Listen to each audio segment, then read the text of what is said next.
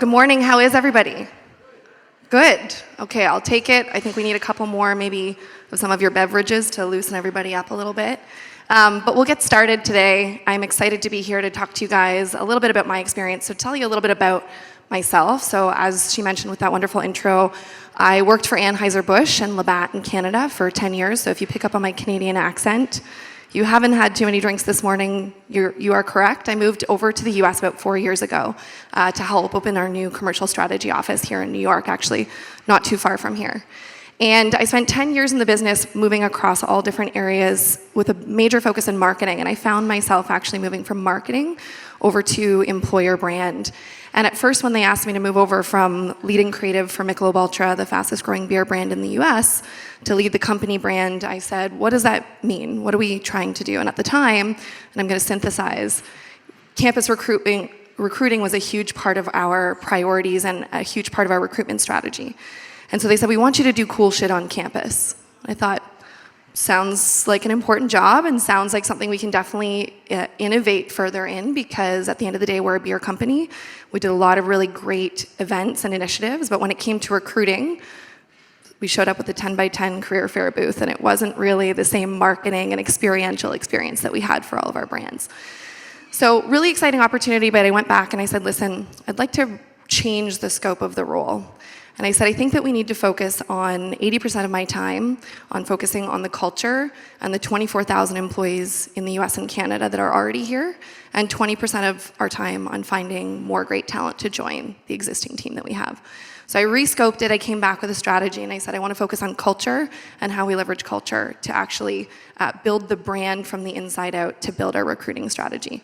So I ended up going from what I like to say selling beer to selling life decisions, which became very purposeful and meaningful to me, and something I got really excited about. And I've taken that to the next level now, and I've actually left Anheuser-Busch after 10 incredible years with the company, and a lot of gratitude for everything that I've learned from that business. And I now am working at LinkedIn, so I'm all talent all the time. So excited to share with you guys some insights here on how you can tie this back. So just as a marketer, though, I need to get to know the audience a little bit first. So how many of you in the room are in the beer industry? A couple of you. Don't worry, I'll keep this relevant. And how many are wine? All right. And how many spirits? Cool. And how many of you are local here in New York? All right. Anybody outside of the US? All right. Europe, Canada, you want to yell it out? Yes, shout out. Thank you. Where? Peru, Brazil, amazing. We've got a good. Mexico? Hungary, amazing. Awesome. And how many of you are coming from companies less than 100 people? Less than 50, keep your hands up. Less than 25. 1. Shout out to my entrepreneurs in the room. Kudos to you, you're wearing many hats, and I have a profound respect for that. It's not an easy job to do. So don't worry, I know that you might be thinking, okay, we've got less beer presence in the audience, and I'm coming from a beer company. We've got small distributors, importers, businesses in the room, and I'm coming from a company of 200,000 people globally, and now LinkedIn with about 14,000. Don't worry, I promise to keep this relevant. It's super important that I understand you guys and what you need and what you can take out of this. So hold me accountable to that, and if not, you can find me after the session at the break and give me some feedback. So building your employer brand from the inside out is super important. So like all of the products that you guys make, whether it's your wine, your spirits, it starts with ingredients. And you can't make any of your products without the ingredients that you have, and it takes good ingredients. And so building your employer brand or your culture has to start from the inside out, in my humble opinion, sample size of 1. And I see you peeking around, so I'll try to cover more areas of the stage here. So it's super important to first reflect on what is the current state of your culture, whether that's 5 people, 25 people, 100 people, understanding what's actually happening. And like the way we market all of our brands, it's okay to be aspirational. So there's where you currently are and there's where you want to get to, but you need to float somewhere in the middle. You can't be, here's where we want to get to, but it has nothing to do with where we currently are. It doesn't reflect the current reality, because people will pick up on that. I'm sure that many of you in this room have experienced it, but we all have very high BS detectors nowadays, so it's super important to make sure that you are holding yourself accountable to that.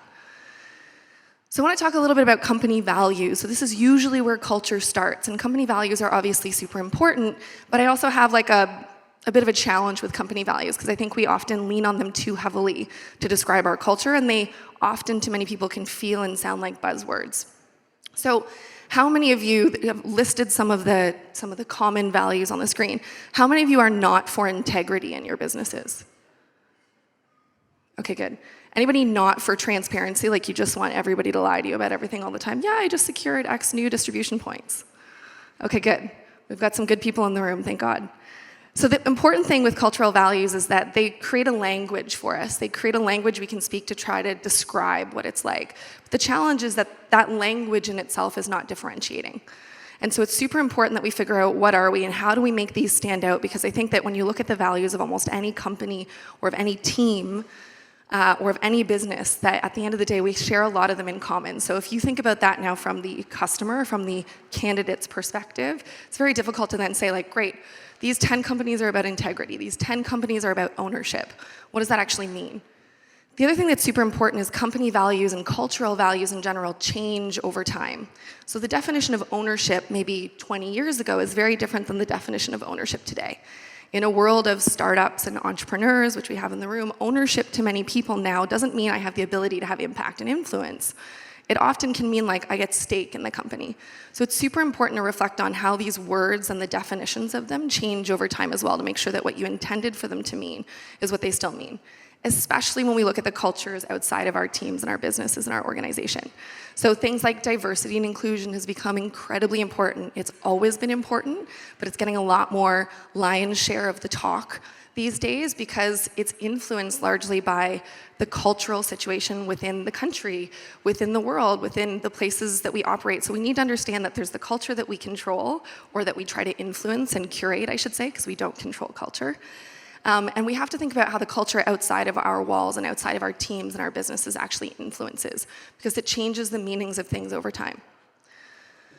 So I want to tie it back to things that we know. So whether it's spirits, whether it's beer, I'm going to use the beer example and stick to the stuff I know best. One of my first jobs out of university, I was actually on the taste panel. So I spent the first 8 months of my job in the beer industry actually tasting over 120 samples of beer and water and all of the different ingredients we use in the process every day at 11 o'clock. Not a bad gig straight out of school. I was pretty popular to talk about that at the bar. And by the way, legal drinking age in Canada, just for my responsible use friends in the room, is lower in Canada, so I was able to do that 8 months after graduating. So the important thing to bring back here is I wanted to reflect on something that maybe is a little bit more familiar, which is like cultural values, we all use taste descriptors for whatever our product is. And so these taste descriptors are still a language. They're a form for us to describe. So there's a lot we can draw in common between cultural values and how we describe them and how we describe our products and how they taste. Now, the difference, I think, is that when you think about how people can actually measure these, it is a little bit more tangible, right? So I can taste floral, I can smell hoppy, and these are things that I can tie back because they're tangible. The challenge with cultural values, however, is that they usually it's a feeling, which is a combination of multiple senses, so they're a little bit harder to actually measure and hold people accountable to. However, what they both do have in common is the fact that they're open for interpretation. So what might be hoppy to you might not be hoppy to me. So this interpretation of what they are is important, and is still a risk that applies to both of them. So something to keep in mind. It's also important, though, that you would never tell somebody that something is hoppy if it was like a Budweiser. I wouldn't describe Budweiser as hoppy. I would describe an IPA as hoppy. And so it's important to make sure that what you're selling to people is consistent with what you're actually delivering on, albeit open for some interpretation, but it needs to land pretty closely with most people. So this brings me to the bait and switch, which I think I love to talk about within this industry because it's super tangible, because we all have products, we all can consume them, people can touch, feel, purchase, return, etc. So imagine then if I sold you a lager and I handed you a stout. You're like, that's crazy, we would never do that. Imagine if I sold you a white wine and then I gave you a red wine. You'd be like, hey, Blondie, I think you made a mistake, or maybe you've had one too many. But you would have the ability to return that and give that back to me, or you'd be able to complain, or you'd be able to say, like, you'd be able to hold me accountable. I asked for a lager and you gave me a stout. I bought a white wine and you gave me a red wine. Very tangible. This happens all the time in recruiting. How often have you yourself been bait and switched? Here's what the experience working with is going to be like. Here's what your job description is going to be. Here's what our culture is like. And then you get there and you're like, I bought a lager and I got a stout. And you know what? A lot of people love stouts. In fact, they might actually like stouts better than lagers. But if that's not what they bought, or that's not what you sold them, then their expectations are inconsistent with their experience, and that's a problem. And when we talk about that in the world of alcohol and the beverage industry, it's very tangible, and it seems crazy because we would never do that. That's false advertising. We have to hold ourselves accountable. It's tangible. But it happens all the time in careers, and it's important because while what we all do is super important, buying a beer or buying a wine or buying a spirit that you don't love is not the end of the world. But picking a career where you're spending 80% of your waking hours or more, especially for those of you who are in these extremely small teams, just like pushing to get your brands out there and hustling every day, it's a huge part of our life. So it's super important that we're not bait and switching people on what we're selling them. And that's very difficult to do because of this lack of tangibility in how we explain to people what your culture is like, what it's like to work for you, and what they can expect. But keep in mind, don't bait and switch. We wouldn't do it with our products, so don't do it with your jobs and your career opportunities. So how do we stop ourselves from bait and switching? So the good news here is I think, today, how many people feel the pressure of like perks? They feel like, oh, everybody wants perks, and like they're measuring it now based on just compensation and benefits. And as smaller companies, we want to be able to sell them on the opportunity as well. Like, this is a fantastic opportunity for growth and to be part of something from the ground up and to be part of a business as it grows and say, I did that. That's an intangible. But we're in a world right now where we came from an industrial revolution, entering the fourth industrial revolution. We came from a time where it was humans as machines. You clock in, you clock out. There's no such thing as perks. Unions were created in order to protect employees because they were seen as tools. Human resources was called that for a reason. And we moved into a time of like the tech boom. And suddenly perks became really important. They started to become table stakes. So even non-tech companies are saying, how do I compete?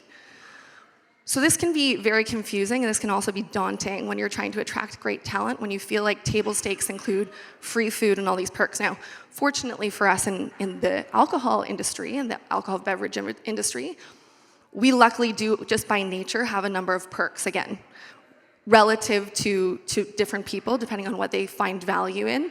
But we have the perks of free product and sampling and great events and great partnership, and just it's a sexy industry to many people to want to be in. So we have those benefits, but what I want to remind us to do is bring the pendulum back to where we can all commit to, which is human values. So what everybody really cares about, sure, will I say no to free daycare or to, well, maybe because I don't have children yet, but eventually definitely would not say no to free daycare. But I also wouldn't say no to free food and some of these perks. But what I really need as table stakes is to be fundamentally valued. I need to be appreciated. I need to feel like my opinions matter. I need to feel like I can have impact and influence and I can make a difference, especially in a smaller company, because that's part of what often attracts people is how can I get in, learn, grow, be a part of that. The good news is that human values are free.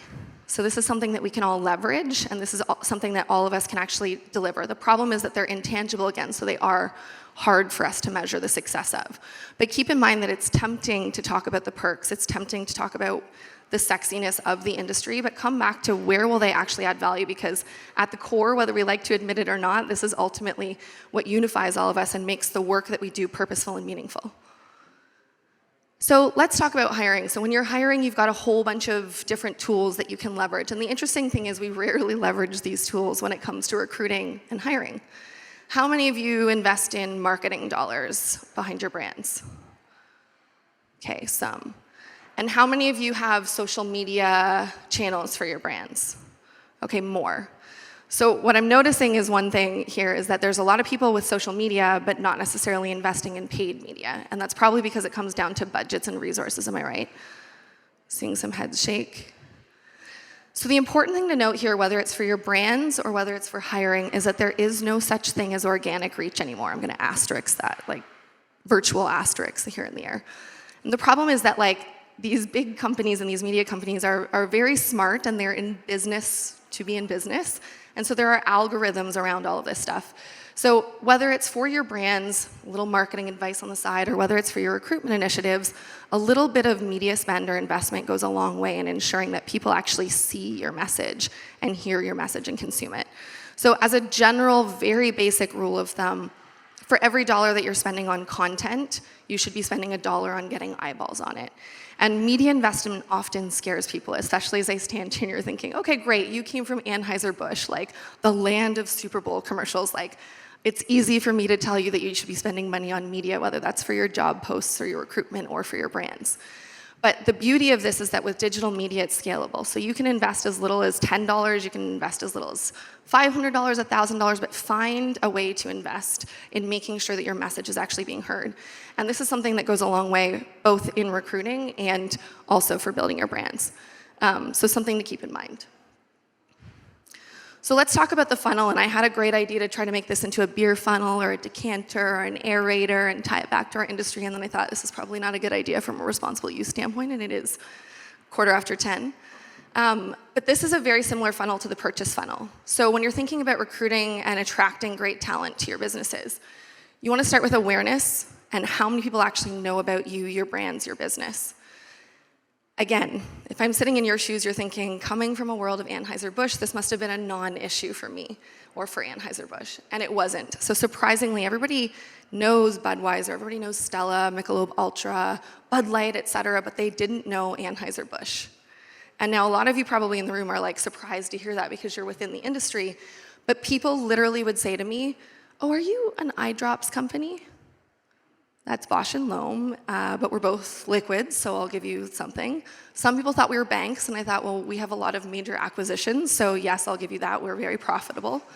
But the reality is, the reason why, any guesses why people didn't know Anheuser-Busch? Exactly. So they know the consumer brand, but they didn't know the company brand.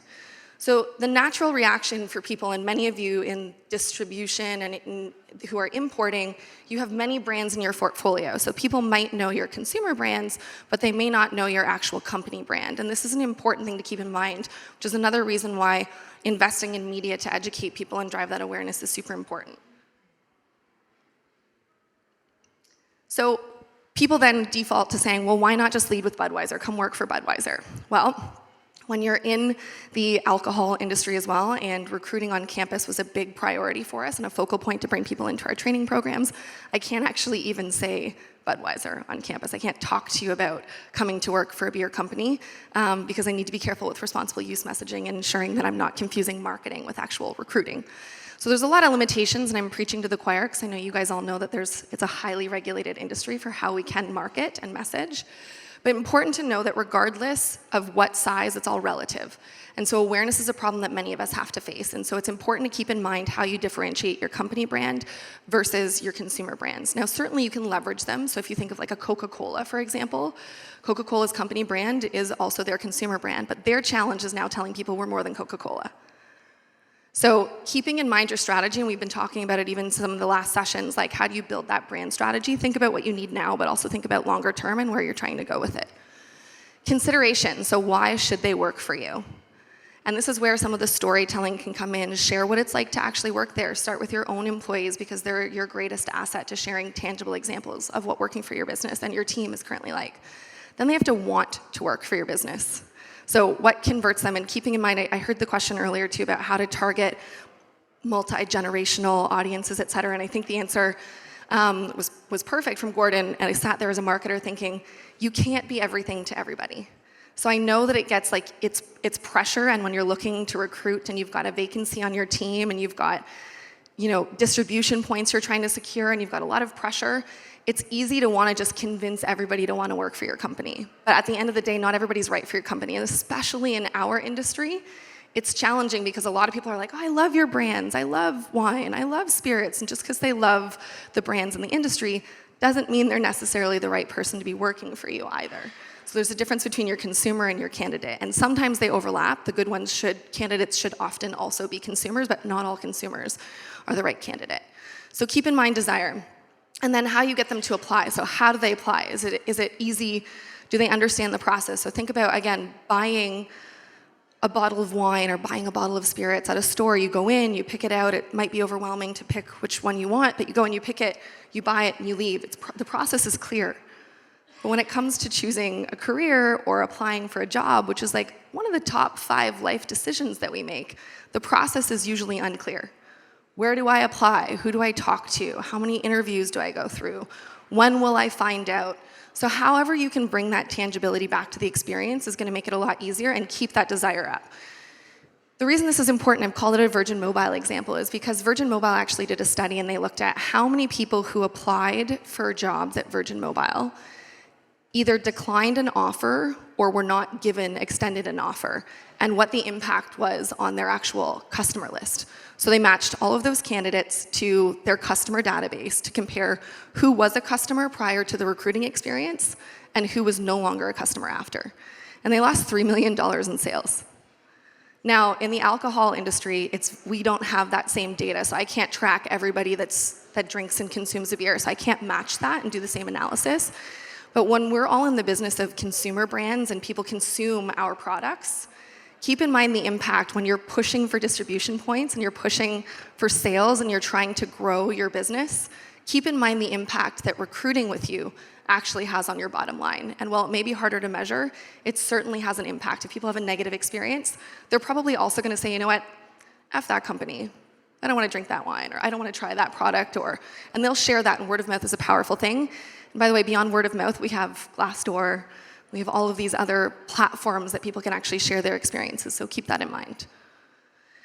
And I wanted to call out diversity as well, because I think, within our industry, we have a larger gap. So we talk a lot about the gaps in tech, in diversity and inclusion, but keep in mind that it's an important part that all of us need to be a part of as well. So if you're looking for diverse candidates because your consumers are also diverse, it's important that your company can reflect the actual state of the market.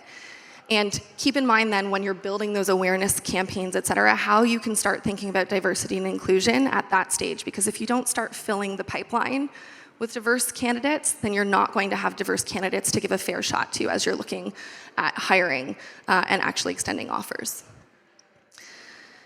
And this piece is on the candidate experience and the employee experience. The first piece I will call it is experience. So we are all in the business of experiences and human connection. So sure, we might go home and have a glass of wine on our own, but at the end of the day, our industry is about bringing people together. I know we used to always kind of joking say that Anheuser-Busch was the first social media. And so a lot of us have this great job of bringing people together through shared experiences by leveraging our products. So the first step is experience. This shouldn't just be a process. We work in a sexy industry, and then when it comes to recruiting, we fall short. And it just becomes very bland and very boring and oftentimes impersonal and very process-oriented. So keep these things in mind to infuse experience back into what we do and have some fun with it. Not only for your candidates, now take it seriously, but have fun with it, because not only for your candidates, but also for you. How many people enjoy interviews, or how many of you find the whole interview and recruiting process very daunting and very overwhelming and feel like it's a heavy lift? You spend a lot of time doing it, right? You invest a lot in it as well. The other thing that's important is the candidate experience and the employee experience are often considered very separately. And I think that's a huge mistake, because at the end of the day, your successful candidates become your employees. So if you tell them one thing as a candidate, and then their experience is different when they join you as an employee, the reality is that there's an inconsistency there. And they're going to hold you accountable to that, or they're just not going to hold you accountable and they'll just leave, which then costs you a ton of time, money, and resources. So keeping in mind the importance between candidate experience and employee experience. So I wanted to give you a tangible example of how we brought all of these things together at Anheuser-Busch in a program that I led. So I think it's relevant for you, and it's something I'm very proud of, so I wanted to share it as inspiration. Now, I don't think everybody's going to walk away and do this. I also don't think that, given the size of your businesses and how many people you're probably recruiting on a routine basis, that this is a scalable option for you, but nevertheless, there is insight and inspiration here for you to hopefully take away. So how many of you do sampling programs for your products? Oh, fewer. Or how many of you, your distributors or your partners, do sampling programs for your products if you yourself don't do it? Okay, perfect. So sampling is a big part of our industry. And the reason we sample is to take away that like challenge or the difficulty people have in making a decision to try so that they can try before they buy, right? Going back to the fact that picking a career is such a major decision, I thought, how can we go from beer sampling to career sampling? And so I challenged my team and they said, I mean, you can't sample a career. Like, how do we do that? It's intangible. And I said, no, we got to figure out a way to do this. So we did what the best innovations tend to do. I'm not calling this the best innovation, but we took best practices from the best innovations, which is you look at something already exists and you look at it from a different angle and you apply it in a slightly different way. And so we actually created an escape room that was 15 minutes long that we took to South by Southwest, and it was inspired by real life events and real life challenges that our employees had encountered and tackled at Anheuser-Busch. And so you would come in, 10 complete strangers, didn't know each other, often just standing, waiting in line at South by Southwest to do this. And they would walk into the room having said nothing to each other, and we'd say, welcome to the Anheuser-Busch escape room. It's your first week on the job, and you have 15 minutes to get a new brewery up and running. Good luck, brewers. And that was it. And they would start looking around the room, they would find clues, they would start to engage, it looked like an office, and they would start to engage in problem solving. And what was really amazing is that it was not only indicative of our culture, which is ambiguous, so we're not gonna, when you walk in, tell you exactly what to do. We're not gonna give you specific instructions or a manual, you're gonna have to figure it out. And for many of you with smaller teams, you're not gonna have time for that either. So you need people to come in and just like figure things out, look for clues and information, ask questions, start to solve and work as a team. The other reason it was important is because at a company of the size of Anheuser-Busch, which may not be as relevant to you, you often are working with people that you don't know. So you have to come in and figure out how to bridge that gap, create a team dynamic, and start working together.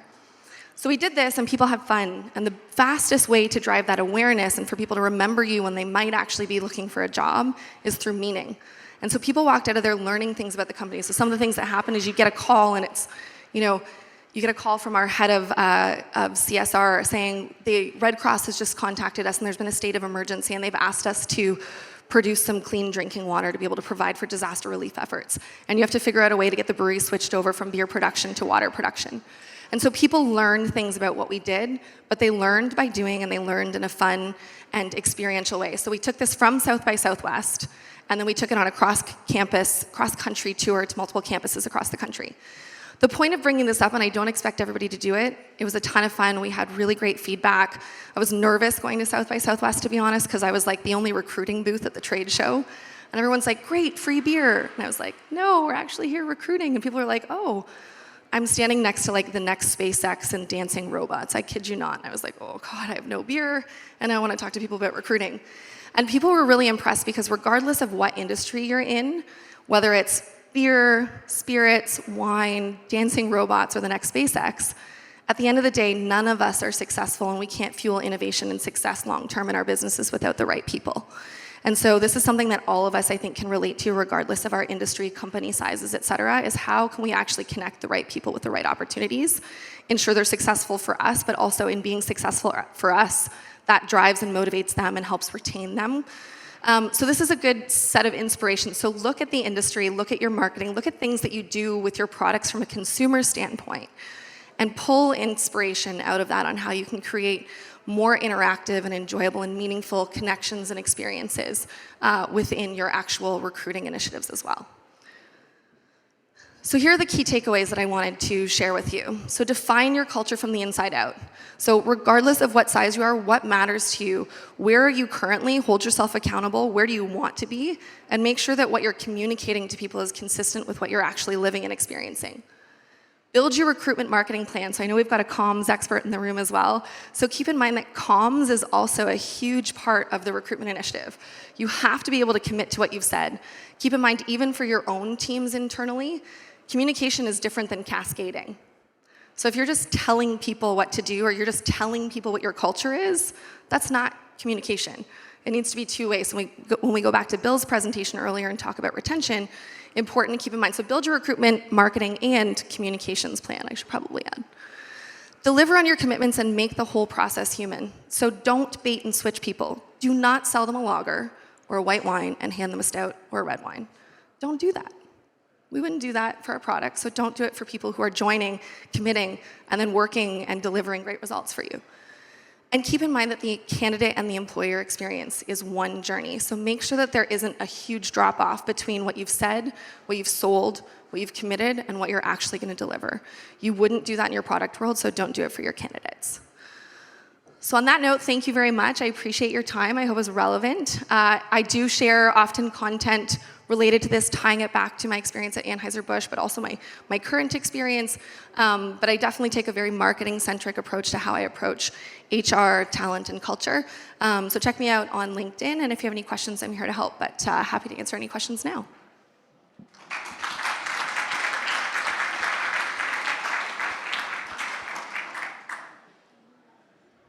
Yes.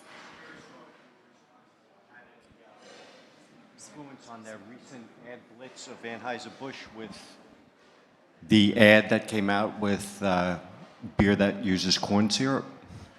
So no, I was not on I haven't been on the marketing team. I left about 8 months ago, and I hadn't been on the marketing team. I spent my last 3 years on the HR and employer brand and culture side. So no, and I also no longer work for the company, so I don't want to comment on that or make any hypotheses about any of the thinking on it, but it is an interesting campaign for sure, so I'm sorry I can't answer that more specifically. Yes, I see my comms friend there has a question.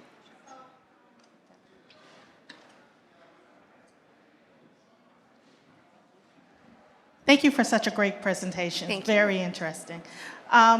You made a good point about sometimes a company isn't for everyone, and especially with the sizes of the companies that I see here.